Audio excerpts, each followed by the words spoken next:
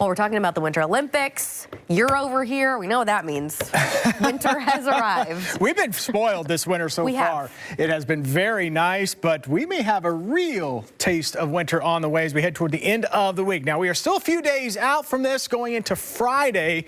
So as you know, I'm very conservative when it comes to forecasting winter weather. Things can change in a short amount of time, so I'm not going to put any amounts out there right now. We'll leave that until we get a little bit closer here toward the middle of the week. But pretty good confidence, at least for Friday right now, that we are going to have some snow in the area with potential impacts with this snow. So right now, the highest chance looks like it's going to be pretty much over the entire area. It may start as a mix, but I think we'll go to snow pretty quickly. Accumulation does look likely. Temperatures falling through the day, so it'll be one of those days where we're warmer in the morning, getting colder into the afternoon. And because of the accumulation that could be possible with this, travel impacts are looking likely. So here we go.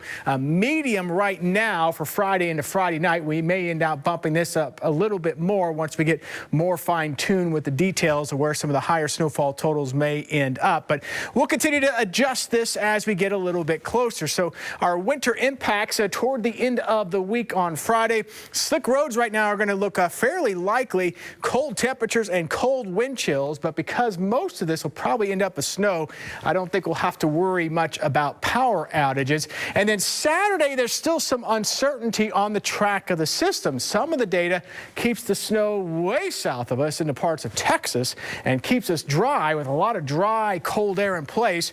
But other data has more snow falling on Saturday. So there is still some uncertainty to how long this potential winter weather may last. Looks like we got a gray slate there from our camera, unfortunately, over Brookside, but there's a view from downtown. 26 degrees our current temperature. The high today was 35 degrees. That actually occurred early in the morning before the sun was up. Our afternoon best was closer to the 30-degree mark. And as we look into tomorrow morning, we'll see temperatures probably teens to right around the 20-degree mark to start things out. Lots of sunshine in the forecast for tomorrow. We're talking about all this winter weather, but it's actually going to be a very nice Tuesday.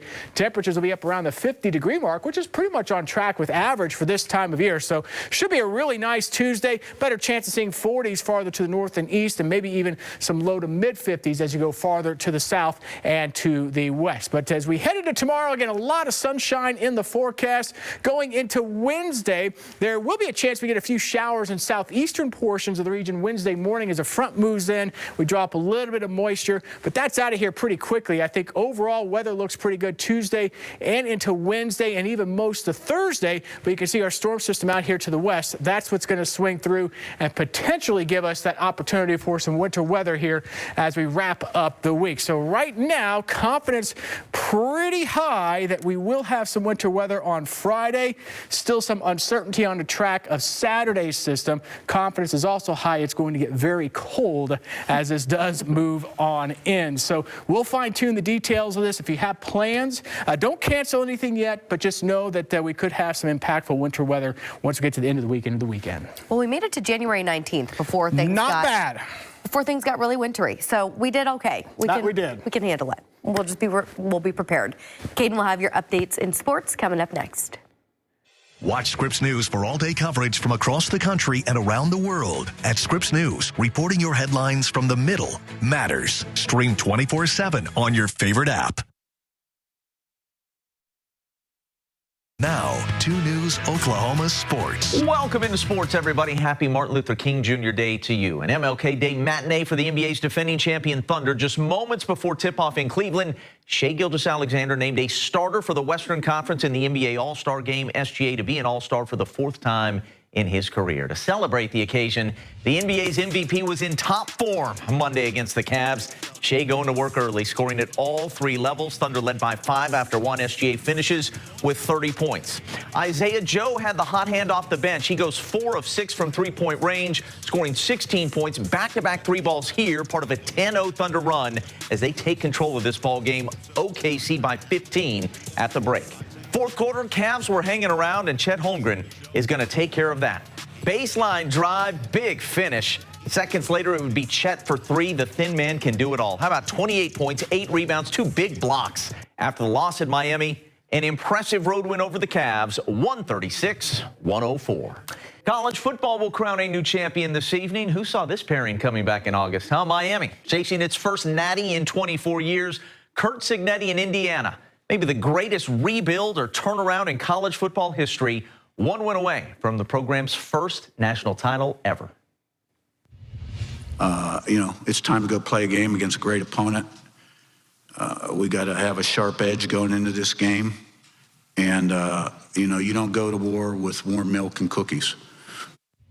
Never heard that one before, but yeah, I'm sure that's true. NFL playoffs now. What a moment for Muskogee native Cam Curl.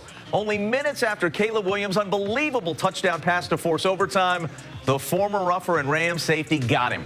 Interception in OT, leading to the Rams' game-winning field goal. The NFL's Final Four, Patriots, Broncos in the AFC, Rams, Seahawks in the NFC. Super Bowl right here on 2 News Oklahoma, February the 8th. It felt great, to make that play to help my team win the game. That's what I came here for. That's what they brought me here for. And what is it now? You're just a win away. Obviously, division opponent now. Go back to Seattle, a team that knocked you out a few weeks ago, but that chance to get to the Super Bowl, just one win. Oh, yeah, we ready to see them boys for sure. Similar story to Josh Jacobs, another great player from here in Tulsa. Under-recruited, didn't go to OU, went to Arkansas, from Muskogee, maybe to the Super Bowl, at least to the NFC Championship game. That's it for sports. We'll be right back.